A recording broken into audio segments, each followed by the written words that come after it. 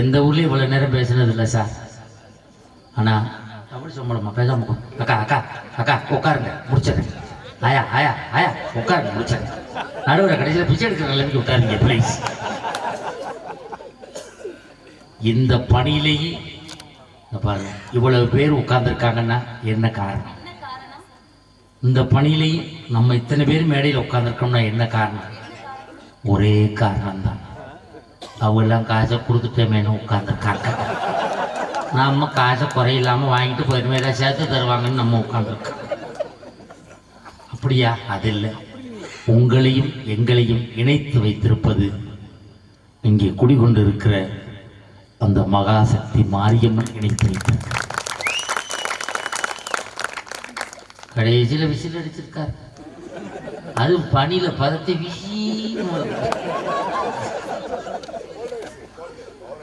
கேட்ட கேள்வி, குடும்பத்தின் முன்னேற்றத்திற்கு காரணம் ஆண்களின் உழைப்பா பெண்களின் பொறுப்பா?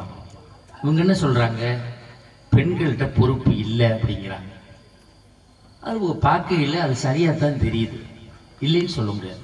எங்கள் ஊரில் ஒருத்தனை 6 மாதத்துக்கு முன்னாடி எங்கள் ஊர் பக்கத்தில் ஒரு 4 ஊர் தள்ளி நல்ல பாம்பு கடிச்சிச்சு. ஆஸ்பத்திரியில் சேர்த்து 7 லட்ச ரூபா செலவு பண்ணாங்க. டாக்டர் பிழைக்க மாட்டான், கொண்டு போங்கட்டாங்க.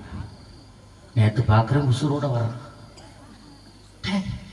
பண்ணிடு, நீ பிழைக்க மாட்டான்னு சொன்னாங்க. எப்படா பிழைச்சா அப்படின்னு? என் பொண்டாட்டி தான் சார் காப்பாற்றினா அப்படின்னு. உன் பொண்டாட்டி நான் டாக்டர் நரசாடா அப்படின்னு கேட்டேன். இல்லை சார் அவள் தான் காப்பாற்றினா. எப்படா காப்பாற்றினா? பாம்பு கடிச்ச இடத்துல அவளை கடிக்க விட்டேன், இந்த விஷம் அந்த விஷத்தை முடிச்சிருச்சு சார் அப்படின்னு. இப்போ உன் பொண்டாட்டி எங்கடான்னு கேட்டேன். பெரியாஸ்பத்திரியில் வேலை பார்க்குறா சார் அப்படின்னு. என்னடா வேலை? பாம்பு கடிச்ச இடத்துல கடிக்கிறதா சார் அவளுக்கு வேலையே அப்படின்னு. பாம்புக்கு தகுந்த மாதிரி கடிப்பா சார்.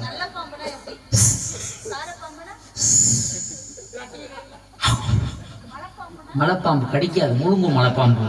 அப்பப்போ ஏதாவது எந்திரிச்சு கேட்டு உட்காந்துக்கிறாங்க.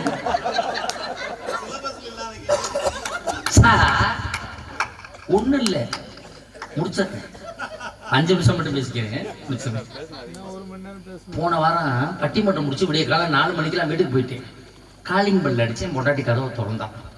சரி அவன் தூக்கத்தில் வந்து திறக்கிறாளே, சிரிச்சு வைப்போம் அப்படின்னு திறந்தோடனே அப்படின்னு சிரிச்சு, என்னையெல்லாம் பார்த்தா சிரிப்பா தான் இருக்கும் போய் படுத்தேன். மறுநாள் பட்டிமன்றம் அதே டயத்துக்கு போயிட்டேன். கதவை திறந்தான். சிரிச்சாத்தான் திட்டுறாளே அப்படின்னு சொல்லிட்டு கதவை திறந்தானா. அப்படியே நின்றேன். என்னைய பார்த்தா சிரிப்பியா, அந்த அவளை பார்த்தா சிரிப்பேன். இப்படியே காலம் 4 மணிக்கு எவ்வளோ கதவை திறந்து வச்சிருக்க, அவளை பார்த்தா நான் சிரிக்கிறேன். என்ன பொறுப்பு இருக்கு உனக்கு சார்? ஒன்றும் இல்லை சார், நேற்று என் பொண்டாட்டிக்கு ஃபோன் பண்ணுறேன், ஃபுல் ரிங்காகி கட் ஆகுது, ஃபோனை எடுக்கலை. போய் ஏன்டி ஃபோனை எடுக்கலைன்னு கேட்டால் என்ன சொல்லணும்? வேலையாக இருந்தேன், குளிச்சுக்கிட்டு இருந்தேன், துணியை வச்சுக்கிட்டு இருந்தேன், டிவி பார்த்துக்கிட்டு இருந்தேன், கேட்கலை, இதானே சார் சொல்லணும். ஏன்டி ஃபுல் ரிங்காகி கட் ஆகுது, ஃபோன் எடுக்கலைன்னு கேட்குறேன். ஒரே ரிங்கில் எடுக்கிறவளை பார்த்து நீ அடிக்க வேண்டியதானேன்னு கேட்குறேன். நான் ஒரு ரிங்கில் அடிக்கிறவளை நம்ம போய் எங்கே தேடுறது? 25 வருஷத்துக்கு நம்ம கிடப்பாளா? அவள் கிடைச்சாலும் தான் நம்ம ஒரு ரிங்கில் எடுப்பாளா? ரிங்கு தான் போகுமா? இங்கே டவர் கட் ஆகி கிடக்கு. அந்த லாட்ஜில் டவர் கிடைக்கல.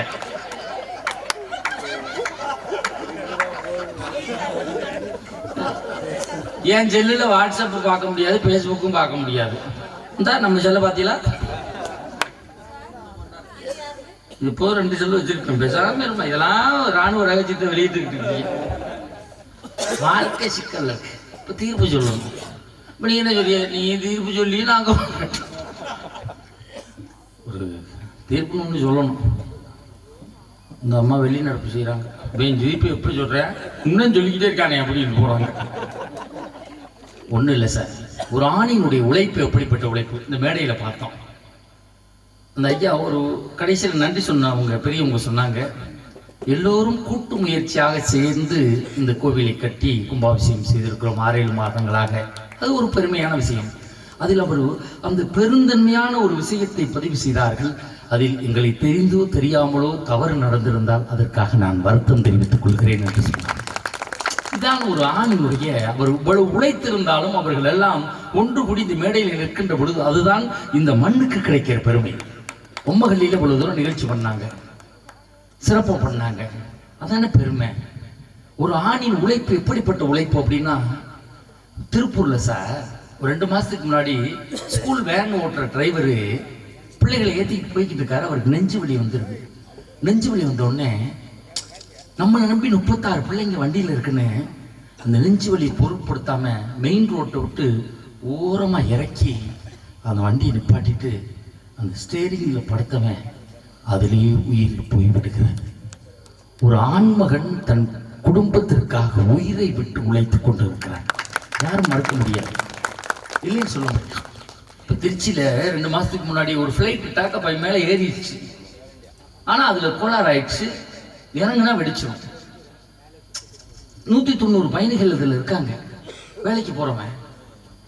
அப்போ என்ன சொல்கிறாங்க, கீழே இருந்து பைலட்டுக்கு தகவல் கொடுக்குறாங்க, இப்போ இறக்குனீங்கன்னா தீ பிடிச்சிடும், அது ஃபுல்லாக டீசல் பெட்ரோல் இருக்கு, அப்போ அது தீர்ற வரைக்கும் நீங்கள் ரவுண்ட் அடிங்க. அந்த பைலட்டு தன் உயிரை பணையம் வைத்து பல சுற்றுகள் இந்த திருச்சி மாநகரையே சுற்றி 190 உயிர்களை காப்பாற்றி கீழே இறங்கியிருக்கிறான் என்று சொன்னால் ஒரு ஆண்மகனுடைய உழைப்பு. அவனை தப்பிக்கன்னு நினைச்சிருந்தா ஃப்ளைட்டை விட்டு பாராசூட்டில் குதிச்சிருக்கலாம். அப்படி இல்லை, என் குடும்பத்திற்காக இல்லை, இத்தனை குடும்பங்கள் இந்த வண்டியில் அமர்ந்திருக்கிறது என்று ஒரு ஆண்மகன் நினைக்கிறான். இது ஒரு ஆண்மகனுடைய உழைப்பு. வெளிநாட்டில் போய் நிறைய உழைக்கிறான், வெளி மாநிலங்களில் போய் நிறைய உழைக்கிறாங்க. குடும்பத்திற்காக, தன் குடும்பத்தை விட்டு விட்டு பிள்ளைகளுக்காக. சார் நாங்கள் எத்தனை பஸ்ஸில் போவோம், முடிச்சிடுறேன். இப்போ 2 மணி 1 மணிக்கு போய் பஸ் ஸ்டாண்டில் இறங்கினோடனே 10 ஆட்டோக்காரர் ஓடியாருவாங்க. சார் எங்கே போகணும் எங்கே போகணும், பனி இந்த பனியில். ஏன் சார் நீங்கள் பகல் பூரா ஆட்டோ ஓட்டுறீங்களே, நைட்டு ரெஸ்ட் எடுத்தானா? அவர் சொல்கிறார், ஒரு ஆட்டோக்காரர், சார் நாங்கள் பகலில் ஆட்டோ ஓட்டுறது எங்கள் குடும்பம் சாப்பிட்றதுக்கு, நாங்கள் இரவில் ஆட்டோ ஓட்டுவது என் பிள்ளைகள் படிப்பதற்காக நாங்கள் ஆட்டோ ஓட்டிக் கொண்டிருக்கிறோம். இப்படி ஒவ்வொருவரும் ஒவ்வொரு விதமாக உழைத்து கொண்டிருக்கிறார் ஆண்கள். அப்போ குடும்பத்தின் முன்னேற்றத்திற்கு காரணம் ஆண்களின் உழைப்பு தான் என்று நான் தீர்ப்பு சொன்னேன்.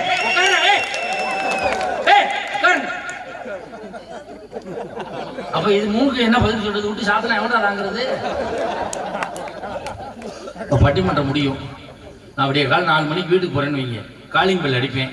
என் மனைவி கதவு திறப்பா, வாங்க மகாராஜா, பொம்மகள்ளி பட்டிமன்றம் சென்றீர்களே, எப்படி இருந்தது? அப்படியே அப்பா பாப்பா தானப்பா வேதிக்கு ஊர் சுற்றி போல போய் பரா அப்படின்பா. இதே என் முகம் கொஞ்சம் கவலையா இருந்துச்சு வச்சுக்கல, ஏன் ஒரு மாதிரி கவலையா இருக்கீங்க? ஒன்றும் தெரியலமா, என்னால் சரியா பேச முடியலமா அப்படின்னா, சூடா பால் ஆற்றி கொடுத்து போய் படியா, நாளைக்கே பட்டிமன்றம் இருக்கும்பா. வாழ்க்கையில் நான் தோற்று போகின்ற பொழுது என்னை தேற்றுவது என் மனைவி என்கிற உறவு. சரி, நம்ம தொழில் பண்றோம், வியாபாரம் பண்றோம், நஷ்டம் ஆயிடுது, நொடிச்சு போயிடுறோம், எல்லாத்தையும் இழந்துடுறோம். நம்ம வீட்டில் போய் தனிமரமாக நிற்கும் போது நம்மளோட சேர்ந்து ஊர் சுத்தணும் நம்ம வீட்டுக்கு வருவானா? நம்மகிட்ட வாங்கி சாப்பிட்டவன் வீட்டுக்கு வருவானா? நம்மளோட சேர்ந்து தண்ணி அடிச்சவன் வீட்டுக்கு வருவானா? தனிமரமாக நிற்கும் போது அந்த பெத்த தாய் உடையாந்து கேட்பா, ஏன்டா ஒரு மாதிரியா இருக்க, ஏன் ஒரு மாதிரியா இருக்க?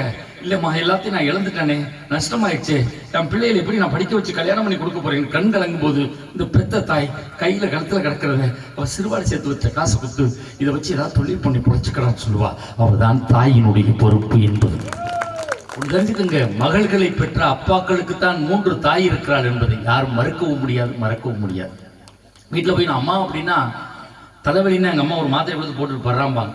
அம்மா தலைவலினா என் மனைவி ஒரு தைலத்துக்கு தேய்ச்சிட்டு படுங்கம்பாங்க. அம்மா தலைவலினா எங்கள் அம்மா மாத்திரை தர வேணாம், என் மனைவி தைலம் தர வேணாம், என் மக ஒடியாந்தது பிஞ்சு வரலால இங்கேயாப்பா தலைவலிக்குன்னு கையை வச்சா சரியா போயிருமே. எங்கே சார் ஆம்பளை போய் அப்படி செய்ய மாட்டான். எனக்கு ஒரு பையன் இருக்கான் சார், 10வது படிக்கிறான். சொல்கிறேன், டேய் அக்காவை டாக்டருக்கு படிக்கச்சுன்னு படிக்க மாட்டேன்ட்டுச்சு, நீ படிக்கணும், டாக்டர் ஆகணும், காசு இருக்குது, தாத்தா சேர்த்து வச்ச சொத்து விற்று ஆஸ்பத்திரி கட்டுறோம், பட்டிமன்றத்துக்கு நேற்று கிளம்புறேன். அவன் சொல்கிறான், தையில் ஆஸ்பத்திரி ஆரம்பிச்சிரு, டாக்டர் ஆகிவியாடா, டாக்டர் பொண்ணா தோது பண்ணி கல்யாணம் பண்ணிடுவீங்க, ஆஸ்பத்திரி கட்டு அப்படிங்கிறான். நான் பொண்டாடி சொல்கிறேன், அப்பனுக்கு உள்ள தாப்பாமே பிறந்திருக்கான், சேட்டை பண்ணுறான் அப்படின்றான். யாரிடம் கேட்க வேண்டும் தெரியுமா மனைவியினுடைய அருமையை? அவர் மனைவியாகிய பெண்ணுடைய பொறுப்பை யாரிடம் கேட்க வேண்டும் தெரியுமா? கடைசி காலத்திலே தன் மனைவியை இழந்து விட்டு ஒருவேளை சோற்றுக்காக ஒவ்வொரு மகன் வீடாக அழைகிறானே, அந்த தகப்பனை கேட்டு பாருங்கள், இந்த மனைவியினுடைய அருமை என்னவென்பது தெரியும். ஆக ஆண்களுடைய உழைப்பும் இருக்கிறது, பெண்களுடைய பொறுப்பும் இருக்கிறது. எப்படி தீர்ப்பு சொல்வது? நிறைய தீர்ப்பு சொல்லணும்னு ஆசைப்பட்டேன், அதுக்கான நேரம் இல்லை, அடுத்த ஆண்டுகளில் பார்ப்போம். ஒரு பாடல் தான் இதற்கு தீர்ப்பாக அமையும் என்று நான் நம்புகிறேன். நீங்கள் ஏற்றுக்கொள்ள வேண்டும் என்று உங்களிடம் பணிபோடு கேட்டுக்கொள்கிறேன்.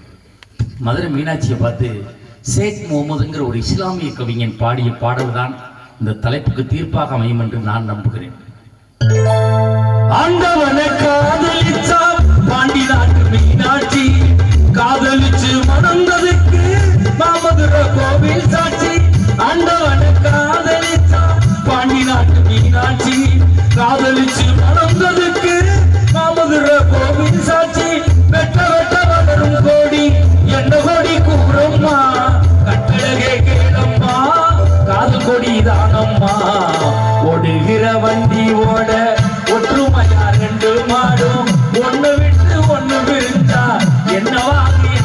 பாரு ஓடுகிற வண்டி ஓட.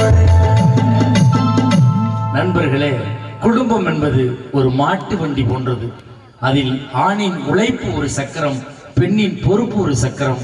ஒரு குடும்பத்திலே உழைக்காத ஆண் இருந்து பொறுப்பான பெண் இருந்தால் அந்த குடும்பம் முன்னேற்றம் அடையாது. அதே நேரத்திலே உழைக்கிற ஆண் இருந்து பொறுப்பற்ற பெண் இருந்தாலும் அந்த குடும்பம் முன்னேற்றம் அடையாது. ஒரு குடும்பம் என்ற வண்டி முன்னேற்றம் அடைய உழைக்கிற ஆணும் பொறுப்பான பெண்ணும் இருக்கிற வரைதான் அந்த குடும்பம் முன்னேற்றம் அடையும் என்று இருவருக்கும் சமமான தீர்ப்பளித்து இந்த பட்டிமன்றத்தை நிறைவு செய்கிறோம். உங்கள் பாதம் பட்ட மண்ணை தொட்டு வணங்கி நிறைவு செய்கிறேன். ஒன்றை மட்டும் சொல்லி நிறைவு செய்கிறேன். சொத்துக்களை வேண்டுமானால் பிரித்துக் கொள்ளுங்கள், சொந்தங்களை ஒருபோதும் பிரித்துக் கொள்ளாதீர்கள். நன்றி, வணக்கம். மீண்டும் பல தலைப்புகளை சந்திப்போம்.